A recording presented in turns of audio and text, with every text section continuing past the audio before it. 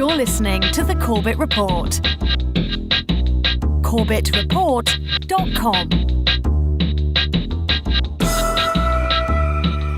Welcome back to The Corbett Report. I'm James Corbett of corbettreport.com, and you are tuned into Questions for Corbett for the month of January 2019, and as I hope you're aware by now, this is the regular series where you send in the questions and I provide the answers. But this month, we're going to do things a little bit differently. This month, instead of a random hodgepodge mixture of questions, I'm going to be answering questions specifically regarding my recently released World War I conspiracy documentary. So if you have not yet gone and seen the World War I conspiracy documentary, or heard it, or read it, please do go to corbettreport.com/WWI, where you can get the entire documentary, all 3 parts, in all sorts of formats, audio, visual, or textual, for your downloading pleasure, completely for free, as with all my work. And so I do hope that you go there and use that resource. But if you have already consumed the World War I conspiracy documentary and are thirsty for more information, don't worry, the Corbett Report is here to provide. I have done a number of follow-up episodes regarding this work. So, for example, I've done a propaganda watch video talking about dissecting some of the propaganda from the World War I era. I've done a follow-up podcast episode, History is Written by the Winners, talking about how history is written by the winners, specifically looking at the World War I context and how the history of World War I was written by the winners. And I have provided the complete interviews that were conducted with Richard Grove and Jerry Doherty for that World War I conspiracy documentary that were featured in clips in that documentary. I've provided the full interviews. And of course, as I hope you will have seen by now, I've done a complete follow-up interview with Jerry Doherty specifically about prolonging the agony. So lots and lots of information to go through, and this will be another supplement to this series where I answer questions specifically about World War I. So let's get straight into it. We'll go to the comment section of corbettreport.com for a question from a Corbett Report subscriber, Martin, who writes, "Dear James, thank you very much for this excellent work. Looking forward to more. There is one point that does not make complete sense. Cecil Rhodes, Stead, and the early secret elite dream of an Anglo-Saxon Brotherhood/British world dominance did not turn into reality. After World War I, the British Empire had lost its position as the world's dominant power. It was indebted to the USA, a far more powerful rival than Germany could ever have been. After World War II, which according to Churchill and de Gaulle was merely a continuation of World War I, the British Empire was finished. And now, in the 21st century, the Anglo-Saxon countries are ruined and culturally terminally ill. Can it be that Cecil Rhodes and the British imperialists served as useful idiots for the advancement of an entirely different goal, the creation of state power for the international bankers, the Rothschilds, Schiffs, Warburgs, etc.? All along, these bankers had the money to buy a king or a government, but were still dependent on those being corrupted enough to be bought. The creation of a Zionist national state was to change that and to give them military power. World War I allotted Palestine to the Zionists, and World War II resulted in the creation of Israel. Ever since, Israel gets supported and receives unparalleled concessions from Zionists all over the world. Nuclear weapons technology, impunity for crimes against humanity, trade privileges, special payments, free submarines, etc. Which state is at the top of the international pecking order? The US, Britain, or Israel?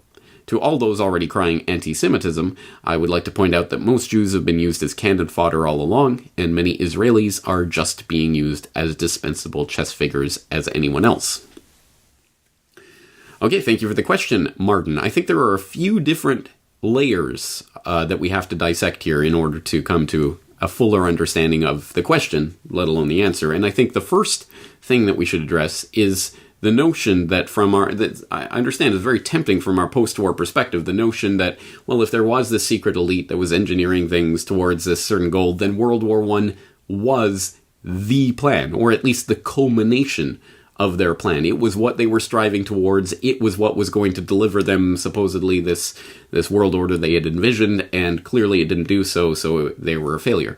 Well, I think that misreads things, at least on the level of thinking that World War I was the plan, or even the culmination of the plan, any more than saying that the Rhodes-Milner secret society clique plan was the Boer War, which they also, as I go through in the documentary, did admit to starting. So they that was clearly part of things that they were involved in. So was that the plan? No, World War I was not the plan. It was not some event that was set in stone. We're going in 1914, we're going to start a world war and it's going to last 4 years and we're going to get this and that. It was an event that in their eyes, in the eyes of the secret elite that was engineering various events, it became necessary to achieve certain goals. In this case, I think quite specifically, the easiest part of that to understand is to crush the upstart German nation, which was a rising threat to the British Empire. And this is no conspiracy history. This is something that was widely known and understood and talked about in great detail even before the war happened. The growing rivalry between Germany and Britain. So I think that's one aspect of this. World War I was not the plan of this group. It was just something that became necessary in their eyes towards the goal of achieving their ultimate ends. But secondly, I think another thing that we need to look at is your formulation of that as the Anglo-Saxon Brotherhood / British world dominance.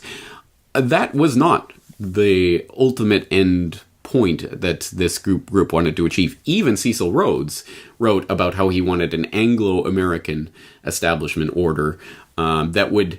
He wrote, for example, about the World Parliament that he wanted that would convene for 4 years in Washington and 4 years in London, or whatever crazy scheme he had in mind. But clearly it was an Anglo-American order. He was, at that time, as it being in late 19th century England in the British Empire, and feeling the loss of the greatness of the British Empire. It was perhaps at its zenith, but clearly there were signs that it was not going to attain that or retain that for in perpetuity.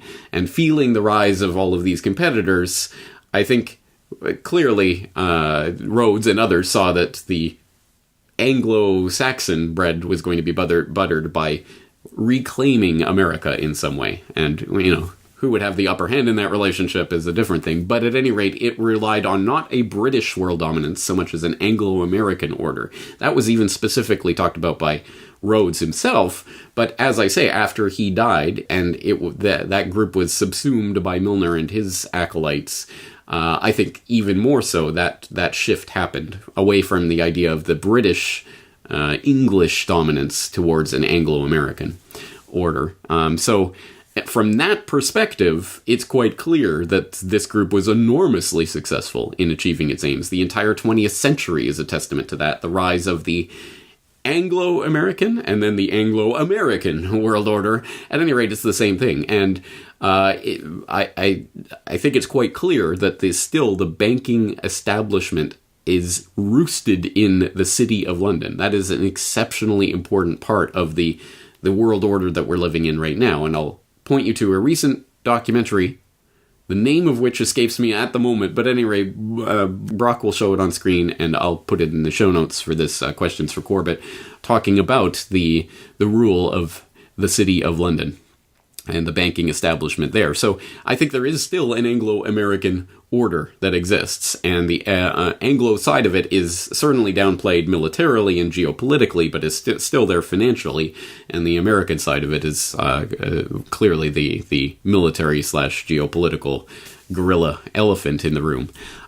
But just for more of a sense of what World War I really did accomplish for this particular clique and its goals, we can turn to even relatively mainline history, Niall Ferguson's The Pity of War, for a pretty powerful summary of the objectives that were actually achieved by World War I. So reading from The Pity of War, quote, "What, if anything, was achieved by this Armageddon? Belgium and northern France were cleared of German troops. So were Romania, Poland, the Ukraine, and the Baltic states. The German, Russian, and Turkish empires were diminished, the Austrian altogether destroyed. Hungary shrank, so too did Bulgaria, and Great Britain, which by stages lost most of Ireland. New states were formed. Austria and Hungary went their separate ways. The Serbs achieved their goal of a South Slav state, called, after 1929, Yugoslavia, along with the Croats and Slovenes, as well as the Bosnian Muslims. Czechoslovakia, Poland, Lithuania, Latvia, Estonia, and Finland became independent. Italy grew, though less than her leaders had hoped, acquiring the South Tyrol, Istria, part of Dalmatia, and the Dodecanese Islands in 1923. France reclaimed Alsace and Lorraine, lost in 1871. She and Britain also enlarged their colonial empires in the form of mandates of former enemy possessions, Syria and Lebanon for France, Iraq and Palestine for Britain, who had committed herself to the creation of a Jewish national home in the latter. Cameroon and Togoland were also shared between the two victors. In addition, German Southwest Africa went to South Africa, German Samoa to New Zealand, and German New Guinea to Australia. Britain also snapped up German East Africa, to Belgian and Portuguese chagrin. They were fobbed off with less desirable African territory. Sassoon had been right after all in July 1917. It had become a war of conquest. The map, as Balfour said, had yet more red on it, i.e. more British Empire on it. In the British War Cabinet's concluding meeting before the Versailles Conference, Edwin Montagu had commented dryly that he would like to hear some arguments against Britain's annexing the whole world. America, however, rivaled Britain as the world's banker. It stood on the brink of global economic supremacy, and President Wilson's vision of a new world order based on a League of Nations and international law was realized, if not quite in the utopian form of his dreams.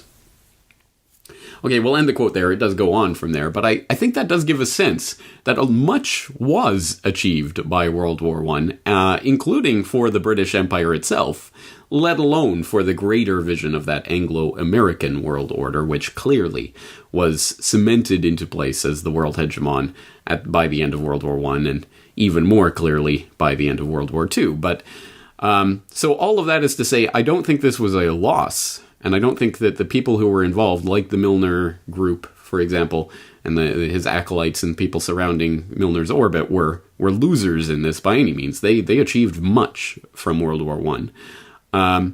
But I think that this leads us into the next layer of answer to your question, which is the idea that is so tempting, and I understand the temptation, but it ultimately leads towards cartoon history. The idea that an event like World War I all happened because one clique desired one aim for one particular set of reasons. I understand how tempting that is. It would be so easy if I could just say, World War I was this, and that's all you need to understand, and now let's move on to the next lesson in history. World War II was this, and then this. I mean, it would be so wonderful to be able to summarize decades and the loss of tens of millions of lives with a single sentence in a single way. It does not work like that. As I've stressed time and time again, and will continue to do so until I think people really start picking up on it, deep events, large-scale events, world-changing events, like a 9/11, like a JFK, like a World War I, an entire global war, do not happen because one particular clique desires it for one particular reason, and everything is about that. That's too simplistic and does not do a service to history. So the idea that, first of all, the World War I conspiracy, I hope people realize this isn't about this one group that did it for one thing. In fact, the group that I say is the driving force behind the embroiling of England and eventually America into the war is not even a group. As I stress in the documentary, it's been called different things, but there is no card-carrying membership that people had to the Milner Group or the Round Table or Rhodes Secret Society or whatever you want to call it. This was a loose association that did include certain people who were very key, clear drivers in this story, like Alfred Milner. But there were many people associated loosely who may or may not have had any idea that such an association really existed, but you can kind of pick up on it in certain ways. Also thinking in the context of a different mainline history book, The Sleepwalkers by Christopher Clark. He does a good job of showing how the British Foreign Office operated in that time when Edward Grey took over in 1906 and started preparing, really laying the groundwork towards war with Germany, It was the case where people would be filing reports for the Home Office, and reports that showed how perfidious and evil the Germans were and how warmongering and how they must be confronted.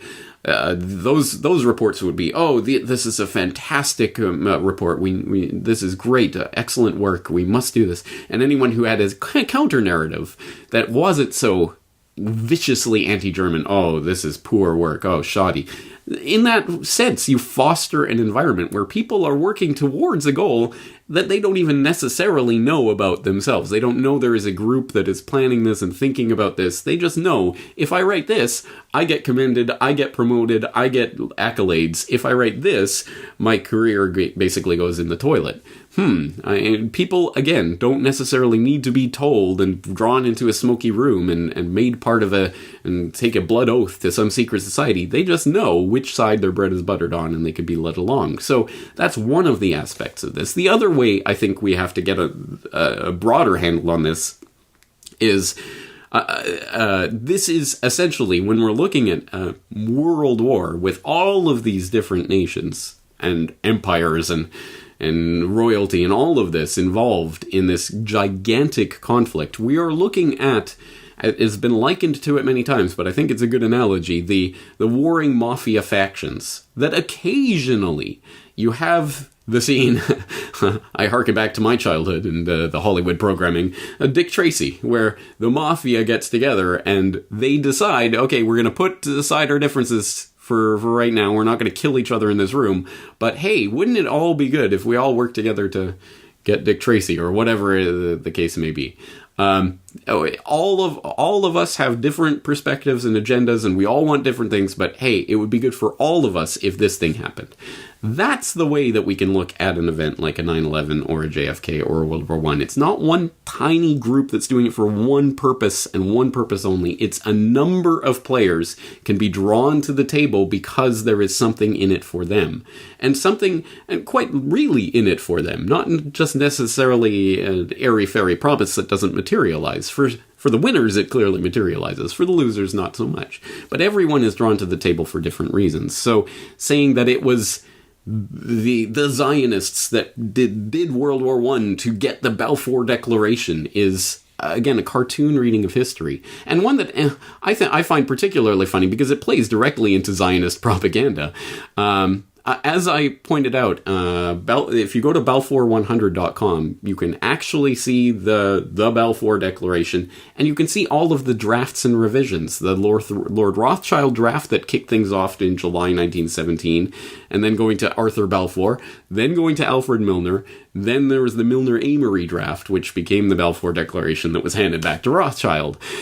So you can see the development of this as a carefully worded document, and the actual wording, of course, as I'm sure you all know, His Majesty's government view with favor the establishment in Palestine of a national home for the Jewish people, and will use their best endeavors to facilitate the achievement of this object, which means, precisely in legal terms, nothing. Absolutely nothing. This is not saying creation of a state, a nation state, a Jewish national home, or a national home for the Jewish people, I should say, in Palestine. Now, one thing, of course, as I'm sure everyone is aware, at that time that this document was passed, it was not a British mandate at all. So Britain had no interest in authority over ability to say anything about Palestine at the time this document actually was issued, which is one of the things we have to keep in mind. So it had no legal force in that sense.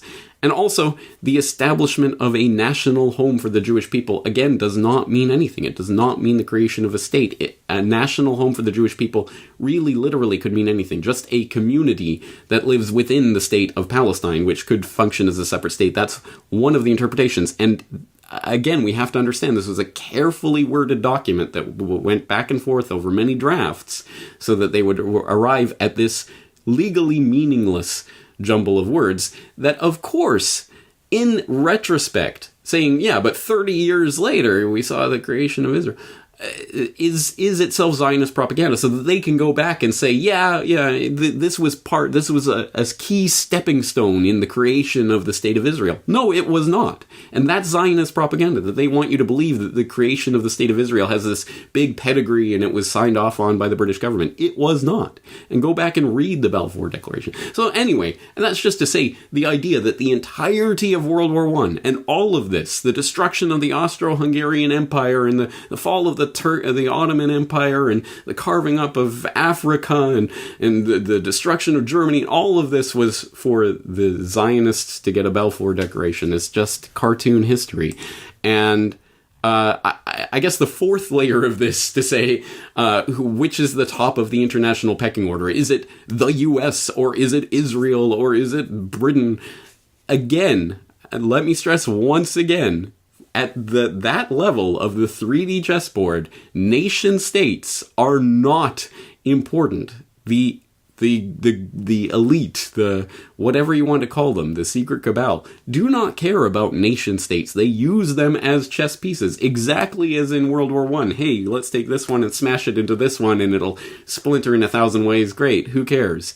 They are not adherents to any particular nation state. That is not the point of this. Now, I think one of the things that you do get to the heart of, Martin, is the idea of the supremacy of international banking taking over precedence, any sort of idea that there were nations or royalty or things were structured along those lines. No, clearly international banking clearly achieved supremacy in the 20th century through things like the World War I and World War II conspiracies. But that's the level at which we should be analyzing this, more so than at the nation-state level. So there's a lot of answer there, because it is a big question, but it does open up that box to get us to look at this more deeply. Because again, I think people put on these blinders where everything has to be this one group or this one explanation and nothing else matters. We can just completely ignore the entire rest of everything that's going on because there's this one explanation. And that one explanation may make sense, absolutely, and it may be true, but there are other things going on as well. It's not an either or, it's a both and there are many different people at the table here that had many different objectives. And I think that's the most useful way of analyzing something like this, or, as I say, 9/11 or JFK or any of the big, deep events, the world-changing events. All right, we'll leave that there for now. Thank you very much for that, Martin. It's good to be able to address some of that. But let's move on to another question from another Corbett Report subscriber, this time M. Key, who had this question in the comment section. Is it not a historical fact that the German embassy in New York took out an ad in the New York Times warning possible passengers of the much probable sinking of the Lusitania? I think that could have been worked into the presentation since it shows widely available advanced knowledge preceding the talk that had been had about it hours before the event. Okay, thank you, M-Key. Yes, indeed, you're right. That is a fact. A fact that, of course, I did mention in episode 343 of the podcast, Debunking a Century of War Lies. In 1915, the RMS Lusitania, a British ocean liner en route from New York to Liverpool, was sunk by a German U-boat 11 miles off the coast of Ireland. The ship's sinking, which resulted in the death of 128 of the 139 Americans aboard, became a symbol of German evil and helped psychologically prepare the US public for their country's eventual entry into World War I.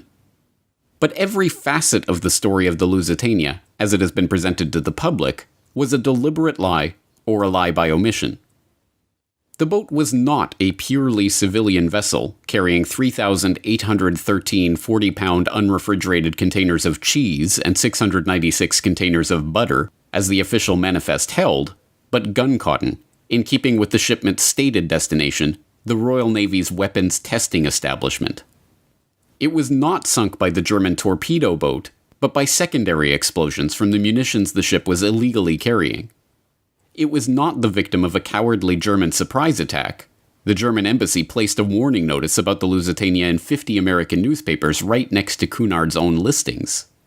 And the American ambassador to England at the time, Walter Hines Page, wrote to his son 5 days before the ship was sunk, asking, If a British liner full of American passengers be blown up, what will Uncle Sam do? That's what's going to happen. So what did the official cover-up of the incident conclude? That the dastardly Germans had waged a perfidious sneak attack on an innocent peace boat, of course. And the rest, as they say, is history. Okay, so thank you, MKey, but yes, I was aware of that information. No, it was not included in the documentary. Yes, it arguably could have or should have been included in the documentary, but I really hope that the viewers of this documentary can appreciate how remarkably, unbelievably difficult it is to condense this amount of information and material into 1 hour and 40 minutes, let alone 1 hour and 40 minutes that provides enough context that all of these moving pieces make sense and form a coherent narrative. It's extremely difficult. So, thank you for including that in the comments. But yes, this is not by any stretch of the imagination meant to be the one be-all and end-all of World War I history that one needs to watch. If anything, this documentary is an implicit plea for the viewers out there, or listeners or readers of this documentary, to please start exploring the various sources that I'm pointing people to here for the bigger picture and all of the details and facts. I mean, I could make an entire podcast episode. I could make an entire documentary about the Lusitania itself, but that would be a different work than this work, which was trying to set that in a larger context. So, yes, thank you, MKey, and thank you to all the other people pointing out things here and there. But, yes, unfortunately, there's blood on the cutting room floor, and choices have to be made about what facts are included where. Anyway, won't dwell on that, but thank you for that, MKey. Let's move on to the next question. This time, a question that was recorded via the SpeakPipe audio application on my contact page, coming from Hans. Dear James, this is Hans. I just saw your World War I conspiracy report, and I wanted to know, do you have a German translation for this so the Germans can see this? So, yeah. Thanks. Bye. Thank you for the question, Hans. The simple answer is 9. 9, right? That's what you say, right? No, I don't speak German, except for Autospiegel, which my Austrian roommate taught me when I was living in Dublin.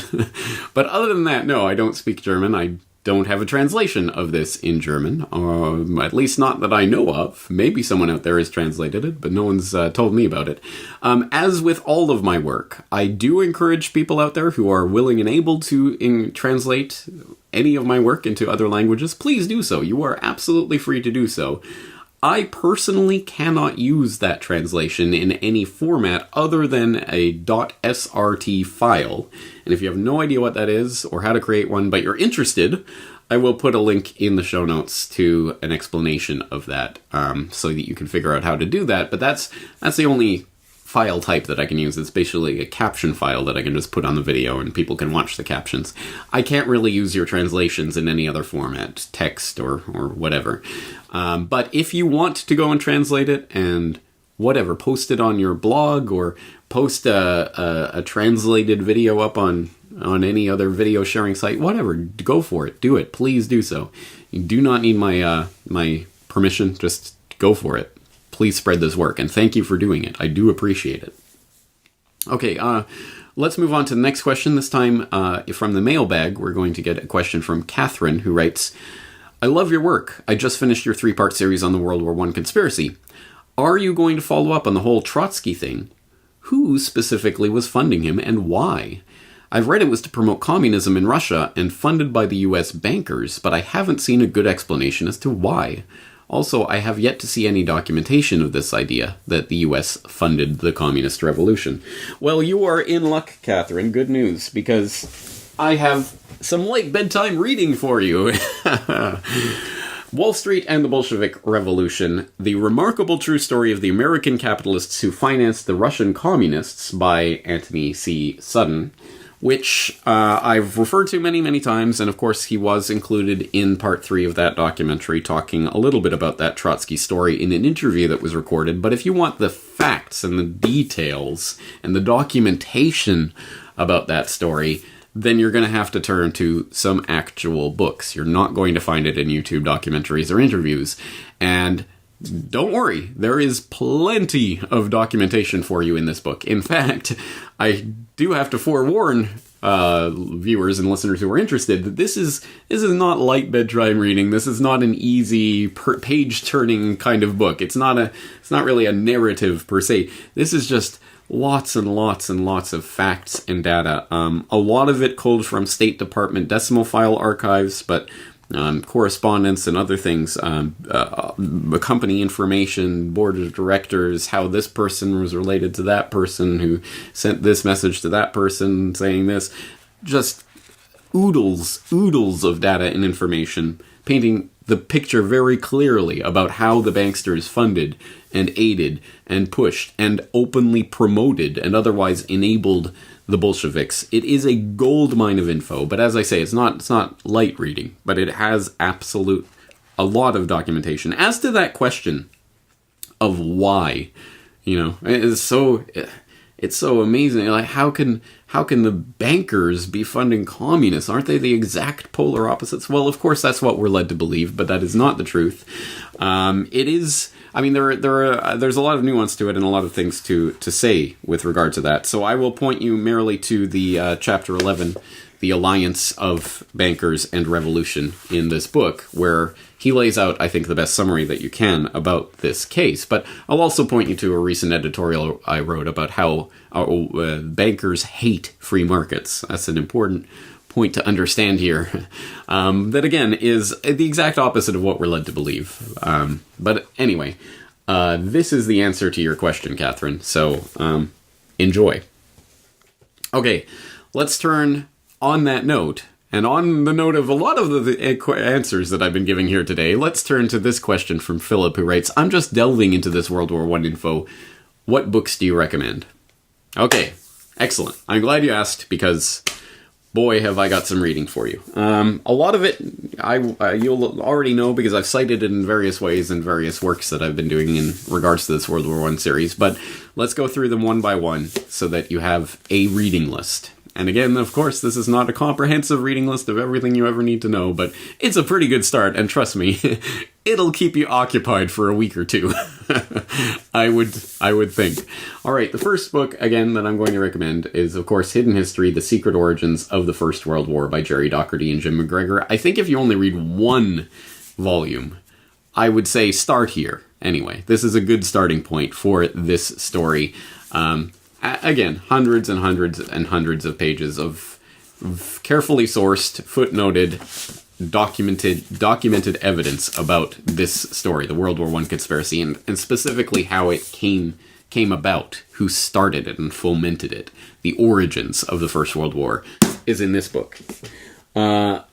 When you have devoured that, you can, of course, move on to the follow-up book from Docherty McGregor, Prolonging the Agony, How the Anglo-American Establishment Extended World War I by 3.5 years.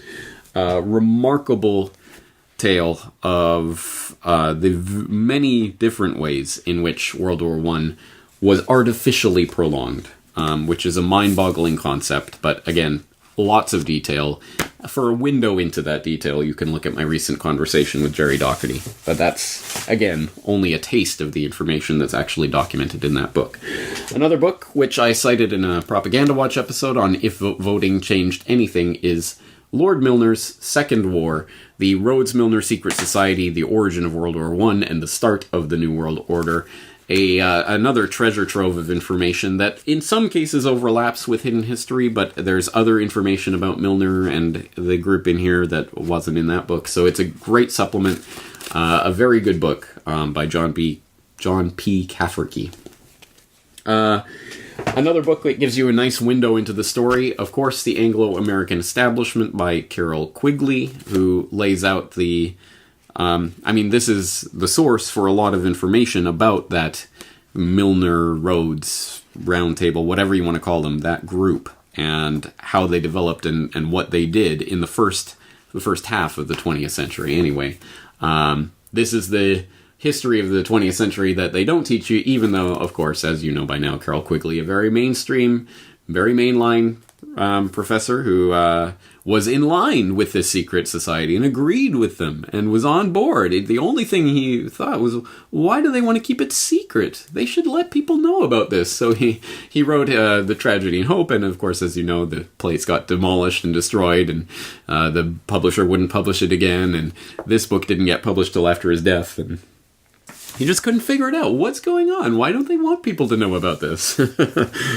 As I've just referenced, of course, Wall Street and the Bolshevik Revolution, an important window into that aspect of this story. And as I say, incredible amount of detailed, documented information here. Not a page turner by any means. It can be a bit of a struggle to read through, but if you're interested in that history and the documentation, you will have more of it than you can handle in that book. Another book that provided some good information was The Creature from Jekyll Island, A Second Look at the Federal Reserve by G. Edward Griffin, that has some, it's not a huge amount, but a few chapters in here relate to World War I and the Federal Reserve and the bankers' involvement in fomenting and profiting from World War I. On that note, I guess I can also direct people to All the President's Bankers by Nomi Prinz. She only has one chapter, basically, on World War I, but some valuable information in there. Now, those are my physical books that I physically have in possession here, but various books that I have in ebook and audiobook formats include The Two Edwards, How King Edward VII and Foreign Secretary Sir Edward Grey Fomented the First World War by Peter Hoff, who of course was one of the featured interviews in the World War I conspiracy documentary that goes into more detail about the Edward VII and Edward Grey role in fomenting the First World War. Another book which I referenced in my history is written by the Winners podcast that I think is very well worth your time. The Innocence of Kaiser Wilhelm II, which, as I explained in that episode, does an excellent job of providing a very reasonable, coherent explanation for all of the things that we're expected to believe of this warmongering, bloodthirsty Kaiser Wilhelm II, who has gone down in the history by the Winners as this crazed tyrant. Well, there are very reasonable explanations from the other side of things, and Christina Croft does a great job of elaborating those in that book. Another book, which I referenced earlier in this particular episode, The Pity of War by Niall Ferguson. Niall Ferguson is a mainstream writer, but I think he's probably right on the fringes of the mainstream. He's about as far away from mainstream opinion as you can get while still being a mainline critically reviewed author. And maybe that's the Cambridge connection. Instead of Oxford, he's, that 5 degrees away from center. But Pity of War is a good book. It has some interesting, there's a lot of information about the different fiction and poetry and things, not only in English, also in other languages, but also in English, that was written before World War I and during the time of World War I, and how the canon cemented afterwards. That was an interesting part of that story for me, but that's only a slight sliver of a section of the book. Also, a lot of the book revolves around questions regarding financing of the war and who, what bonds were being issued by who and how that affected this and that. An interesting take on it for someone who, Niall Ferguson, has studied the ascendancy of money and the banking interests. So he has some interesting takes on that. And in the end, he actually does conclude that it would have been better if Britain had stayed out of the war entirely, which is, as I say, that's the fringiest mainstream position you can take, that Britain shouldn't have entered the war at all. And Ferguson is definitely a contrarian at heart. Everything he says is trying to demolish some verity that other historians take for granted. So it's kind of funny just from that perspective. Almost every single paragraph is something like, well, most people think this, but that cannot be because this, and this. Anyway, it's worth a read if you are this far down into the reading list. Anyway, also I will direct people to The Sleepwalkers: How Europe Went to War in 1914, which of course ultimately is the sort of modern formulation of the First World War. I mean, it's positively reviewed in Foreign Affairs, the CFR's rag, and all of this. So it's clearly mainline history, and clearly it's, no one was trying to get us into war. But having said that, there is still a lot of valuable information and details about the war in there. And as I say, for example, I cited it in this episode talking about the Foreign Office under Grey and how that functioned. And there's other things like that are valuable pieces of information in there for people who are seriously interested in really delving into World War One. As I say, I think I would start maybe at the top of this reading list and work your way down. But anyway, there's a lot of information there. As I say, I hope that keeps you occupied for a week or two. Just a light several thousand pages of reading for you. But we'll leave it there. I think that's a pretty good reading list for today. Let's end on this note. A couple of corrections to the World War I conspiracy documentary. First of all, there was some confusion, mea culpa, my fault, in the part 3 of the World War I documentary, some confusion between Nathan Rothschild and Walter Rothschild. Nathan Rothschild being part of that original inner clique of the Rhodes Secret Society, who was in cahoots with Rhodes. Walter Rothschild being his son, who was the Rothschild to whom the Balfour Declaration was addressed. There was some conflation of those two things in the documentary. Those are different people. But anyway, obviously, both Rothschilds. Another correction, at 18 minutes and 47 seconds, or thereabouts, of the part 3, A New World Order, of this documentary. When I'm talking about Canadian press censorship, there is Le Canard Enchaîné featured on screen, which not only is a French newspaper, but is a satirical newspaper. So, yes, thank you to the eagle-eyed viewer who found that and pointed that out. There was Canadian press censorship. That image on screen is not a reflection of that. So just keep those two things in mind. Obviously nothing, that derails the documentary, but we should put those corrections on record. Well, that's going to do it for this month, for this edition of Questions for Corbett, and we'll be back in the future, but I am liking the idea of, instead of just random hodgepodge of questions, doing focused Q&As on certain topics. I think that's interesting for me, so I might explore that more thoroughly in the future. Anyway, we'll see how that goes. Keep your questions coming in through corbettreport.com, and I will be putting them in the big mailbag. And of course, the best way, as always, for members of corbettreport.com to leave your questions in the comment section. As I say, that's going to do it for this month for Questions for Corbett, but of course I'll be back with plenty of podcasts and videos in the meantime. James Corbett at corbettreport.com. Looking forward to talking to you again very shortly.